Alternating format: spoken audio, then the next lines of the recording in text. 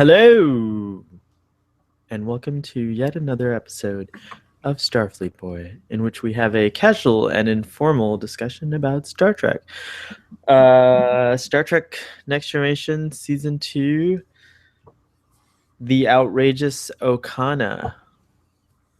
I'm gonna I'm gonna let you give the episode summary for this one. Because Didn't I give the last one? No, I did the last one. You did? Okay. I'm pretty sure. If you don't want to, I'll do it. No, And I can do it. Oh, you're at the time of day where you're being irradiated. Blinding. Yeah. Yeah. Maybe I should. There we go.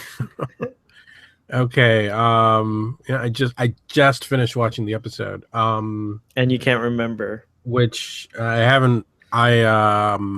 Which shows how little engagement you had with this episode. I have to be honest. I don't recall this episode at all beyond. I remember seeing the episodes with Data and the humor, but the rest of it, I don't remember anything at all. But let me try. I mean, from back then. Right. Not now. Now, right. Obviously, I remember it. Is this the first time you're seeing this episode since back then?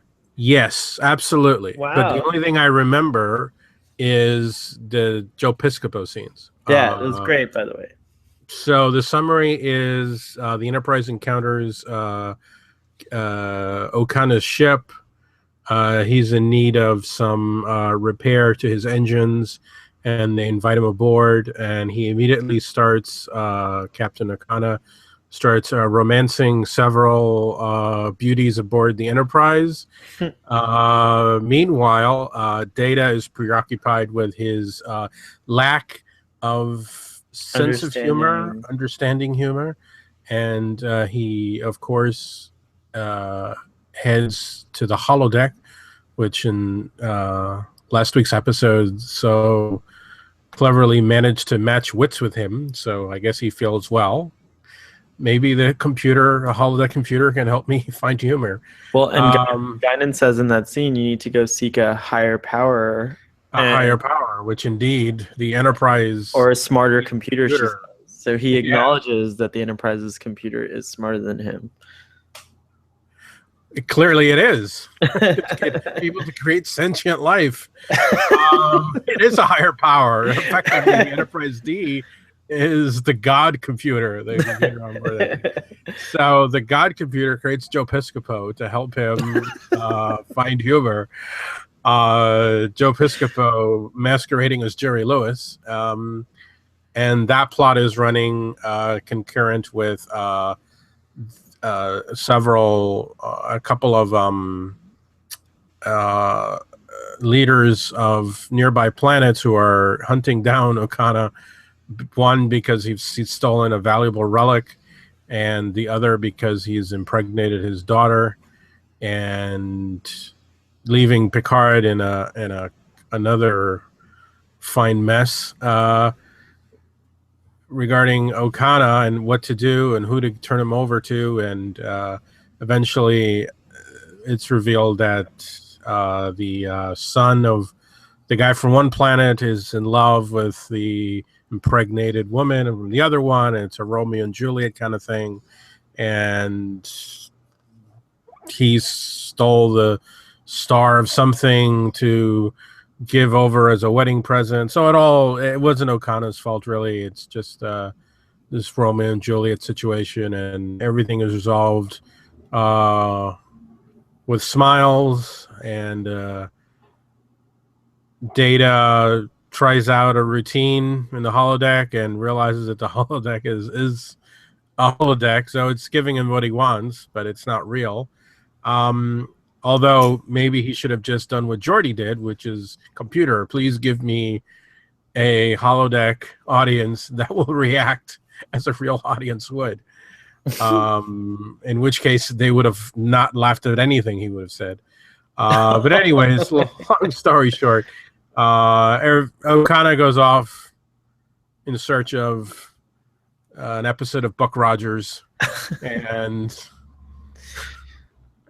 Data quotes George Burns at the end, which is great because I love Burns and Allen. And it's a And it's a fluffy nice nod to George and Gracie too. George and Gracie. Good Yeah, night. Say good night. Say good Gracie. night, Gracie.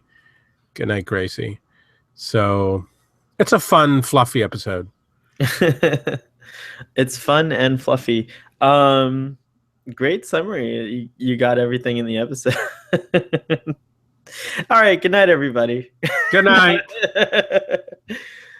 um, I have seen this episode a few times, and I'm always charmed by the character of Okana.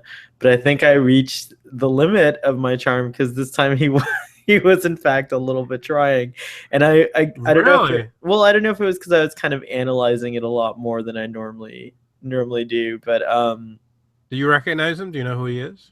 No, who is he? The Love Boat? Was he on the Love Boat? No, he wasn't on the Love Boat.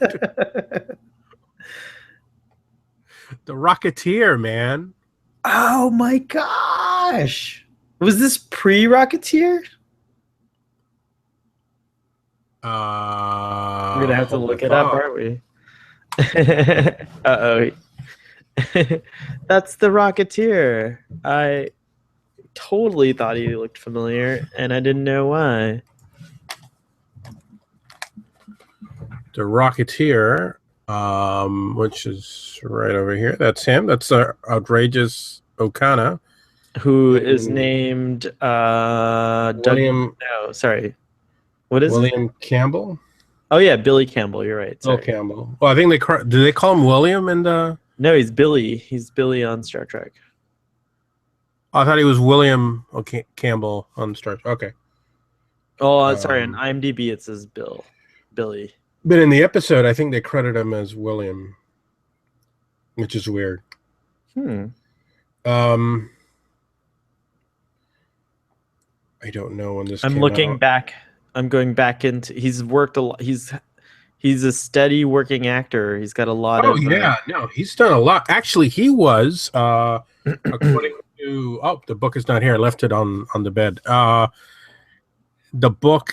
Our favorite go-to book mentions that he was one of the runners-up for the character of William Riker. Oh, you could totally see it. There's like a thing. Imagine if that guy was Riker, Billy. Imagine if that guy was Riker. If Billy Campbell was Riker, that would have been interesting. Well, he was in this episode in 1988, and the Rocketeer isn't released until 1991. Oh, okay. That's what I was trying to look. I couldn't find a year. He's also in Bram Stoker's Dracula. I didn't know about that. Moon Over Miami, a TV series. Yeah, he is. Called Moon Over Miami. He's also. Is he the cowboy? I don't know. I never saw that movie. Bram Stoker's Dracula? That's the one with Francis Ford Coppola directed, right?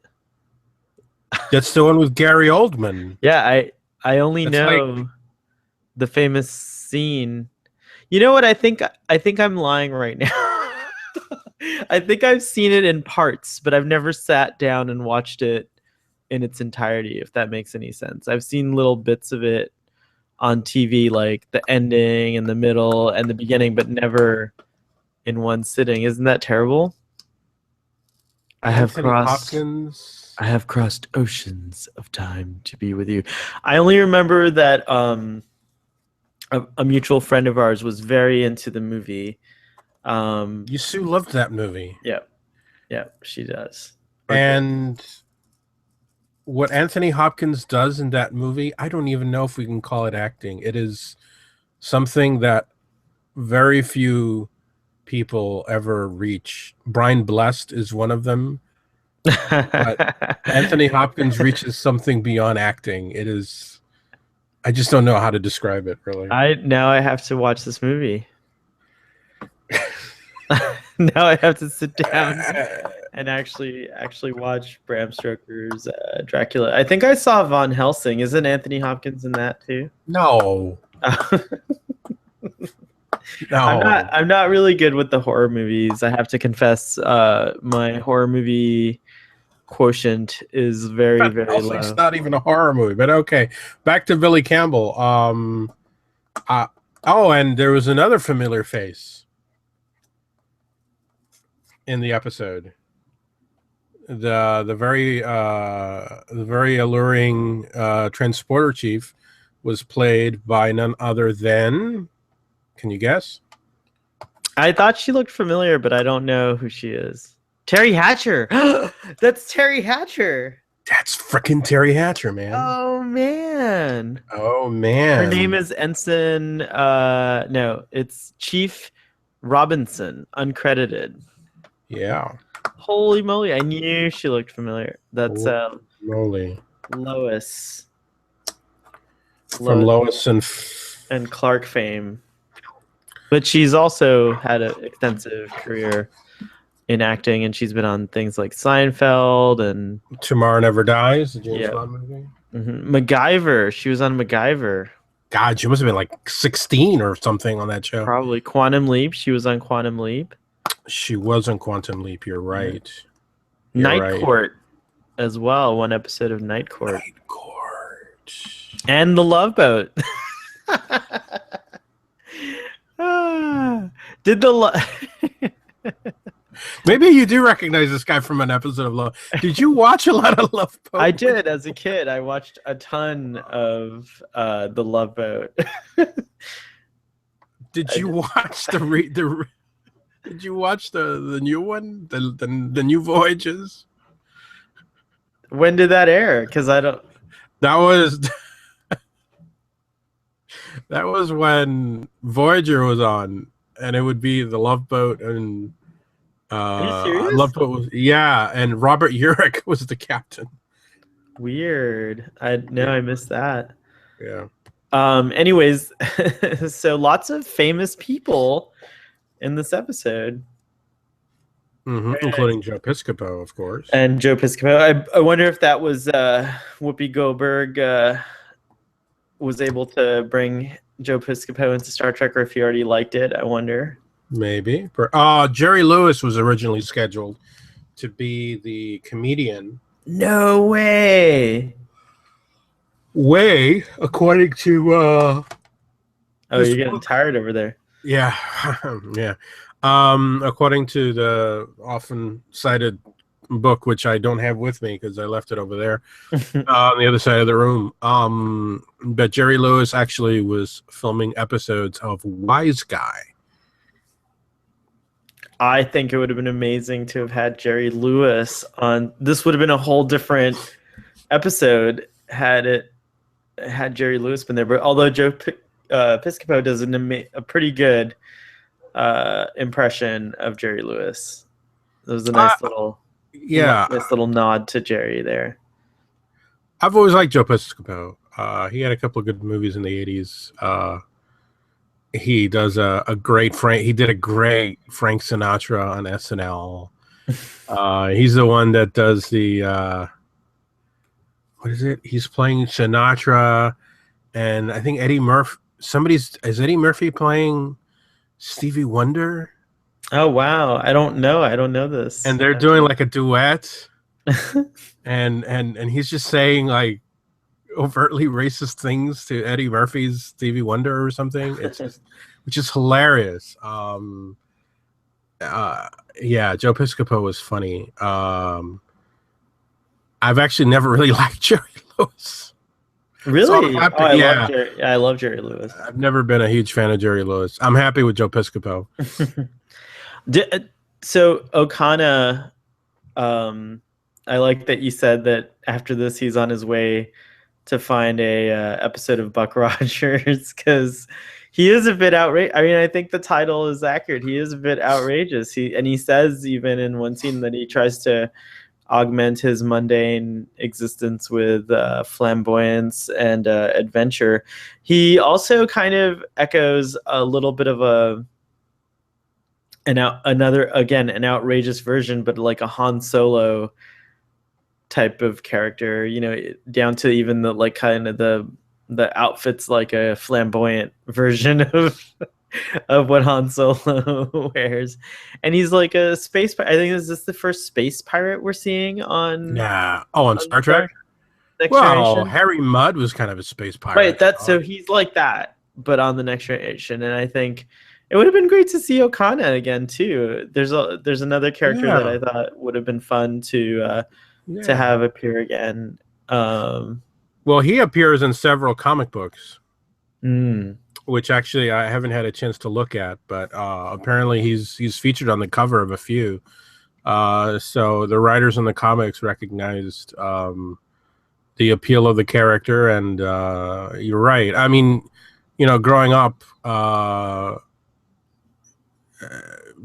talking, elementary school age and all that. There were shows like Buck Rogers, um, with roguish characters like him. Obviously, Han Solo, Flash Gordon, and he kind of fits into that mold. So to me, this episode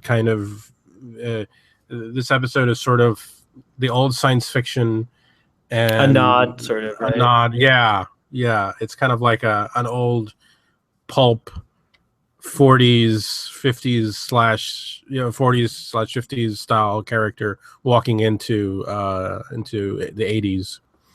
Mm. I think that you're right.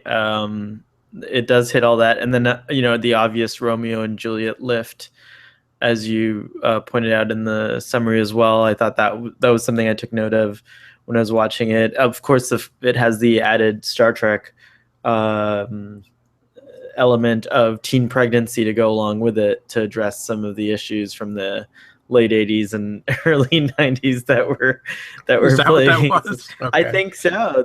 You remember, I don't know if you remember, teen pregnancy was a big deal. It might still be. I'm sure it still is a big deal. It's just not. I, It doesn't make the news anymore. I tried to avoid teen pregnancies, Good, so not to good. impregnate any teens. That's a very good policy, doctor. I'm Thank you. Thank you.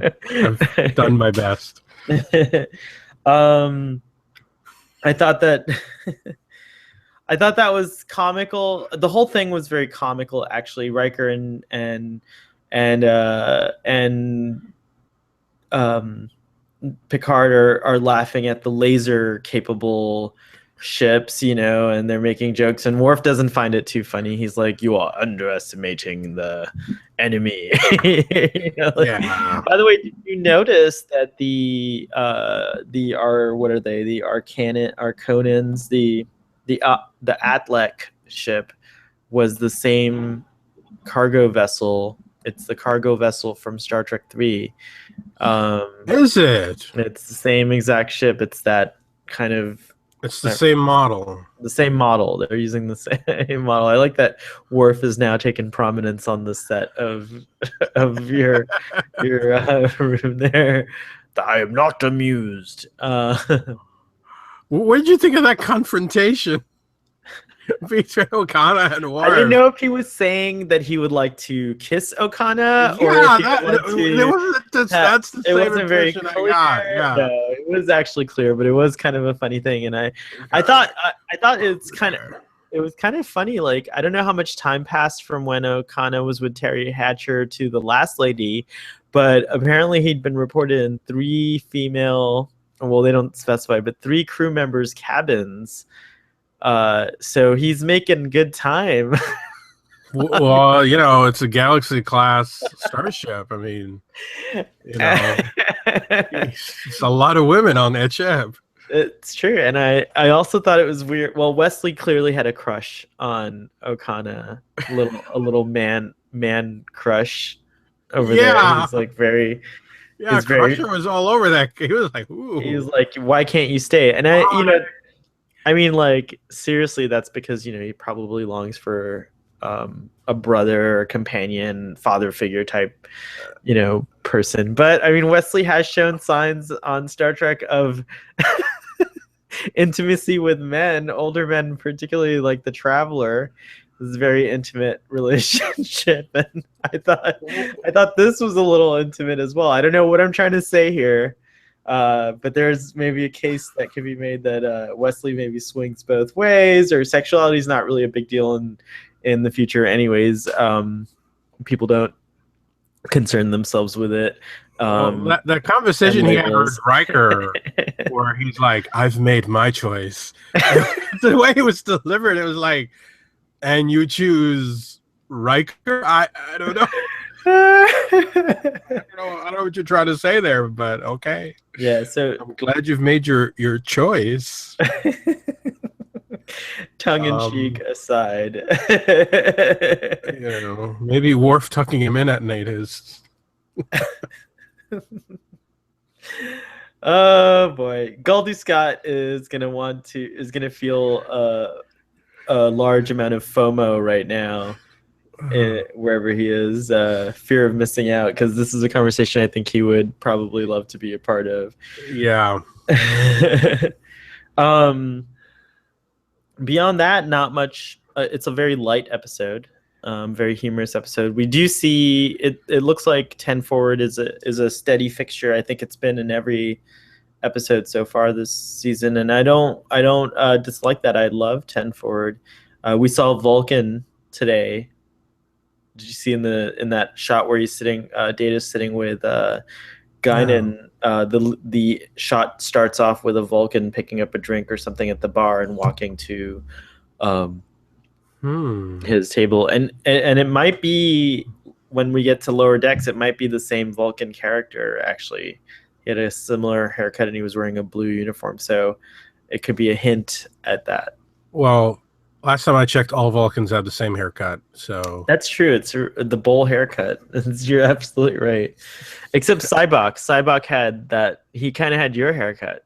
yeah, yeah, yeah. But Cybok is a laughing Vulcan. So Oh, that so laugh Data does is kind of that that like when people are like that's supposed to be funny and then he does that. I can't even do it actually. It's really great. Brent Spiner again playing an android is really wonderful. I really like the part where Worf makes some Worf here makes a comment about those little ships and like they're like little flies or something, and Glob then Data was just ready to make the sound. the glob fly sound. Right, and Picard like cuts him off, and I'm like, I wanted to hear the sound. That happens a lot to Data, and I kind of love that they have these gags that they repeat. Yeah. What did you think about what do you think about Guinan's interactions with the crew so far? So far, we've seen her with Wesley, we've seen her with now with Data. I think she's great. I think she brings an element of fun and surprise. And one would expect Whoopi Goldberg to be quite hilarious, or that they would have, geared her character toward humor more. And it's interesting to me because here's an episode with two comics, Joe Piscopo and Whoopi Goldberg, right? And Guinan is very serious. She's kind of just helping Data. She doesn't really try to crack a joke, but she knows what's funny. She definitely laughs at the good jokes. But I thought that was a really cool thing. I think overall, Guinan's a great character. I remember liking her from the beginning, just because of the mystery of her. I still don't know who she is or where she came from. Is it suggested that she's been on the ship since season 1, but we just never really went to 10 Forward or spent a great deal of time there, or was she recently picked up? I couldn't remember. No, I If she think was. in the first season, I mean, I'm sorry, in the first episode of the second season, Wesley is, remember, he's asking her, well, he's telling her how there's a swirl of rumors going about the ship, about where she's from and how she knows Captain Picard, and the implication is that there are those rumors because she's a recent addition, so that's why there's all these rumors all of a sudden, Okay. because she's I new to the ship. I read something a little differently into it only because in that same scene she says something like, I've only met the captain since coming aboard, and she doesn't really specify when, but I'm guessing maybe she came aboard somewhere between season 1 and season 2, and she's been on the ship for a little bit of maybe a month or two, because in between season 1 and season 2 we lose Dr. Crusher. She goes off to Starfleet Medical, and all these other things are happening. So you can assume there's some untold stories in the gap. Absolutely. So yeah, absolutely.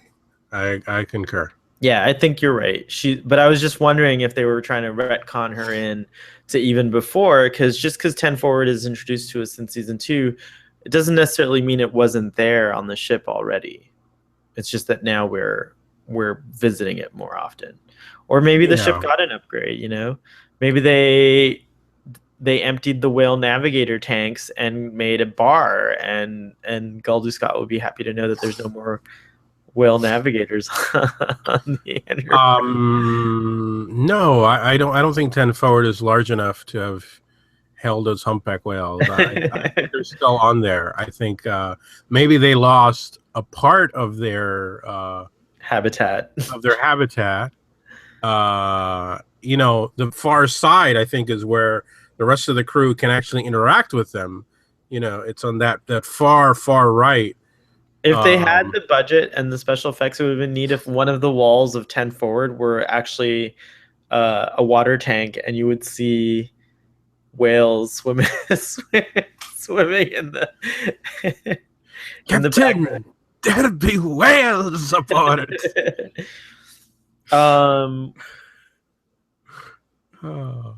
Yeah.